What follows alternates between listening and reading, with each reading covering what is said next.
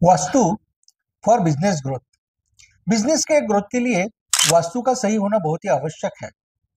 हमारे हजारों case study करने के बाद में, चाहे वो फैक्ट्री हो, कोई हॉस्पिटल्स हो, कोई भी कमर्शियल्स हो, कोई रेसिडेंसेस हो, तो हमें ये बात पता चली है कि आपको जीवन में अगर प्रॉस्पेरिटी लानी है, प्रगति लानी है, तो वास्तु अच्छी होनी चाहिए। मतलब क्या?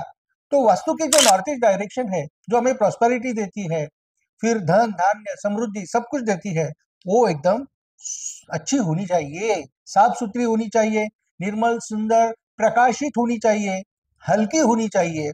वहां कोई जड़त्व वाली चीजें बिल्कुल न रखे।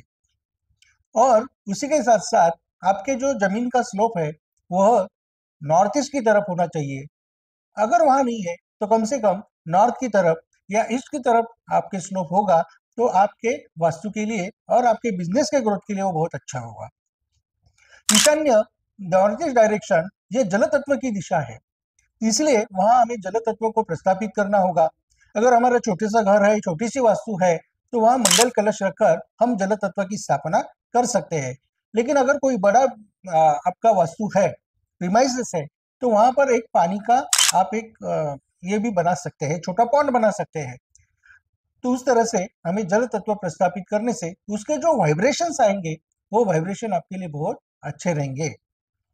लिक्विडिटी से जुड़ा हुआ होने के कारण यह दिशा को हमें बहुत महत्व देना चाहिए।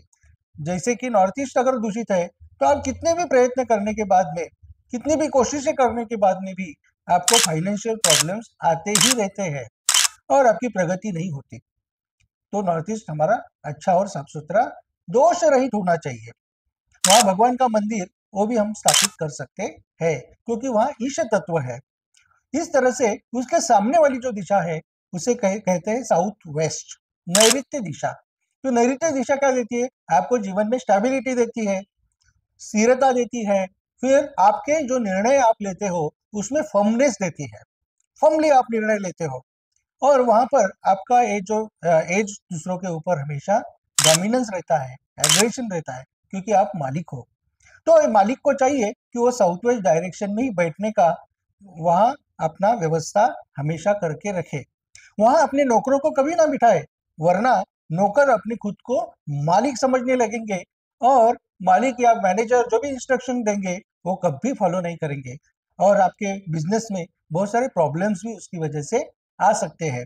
इसलिए मालिक को चाहिए कि वो साउथ वेस्ट में ही अपना केबिन बनाए, वहां बैठे ऑफिस करे या साउथ में करे। उसके साथ साथ आपके लिए जो तिजोरी रखना है, वह तिजोरी का जो द्वार खुलते समय पूर्व या उत्तर की तरफ होना चाहिए, और आपके रूम के, आपके प्रीमाइसिस के उत्तर दिशा में साउथ की तरफ उसको ऐसे में स्थापित करना होगा, तो आपको बहुत लाभ होंगे। इस तरह से ये दो दिशाएं तो इंपॉर्टेंट है ही।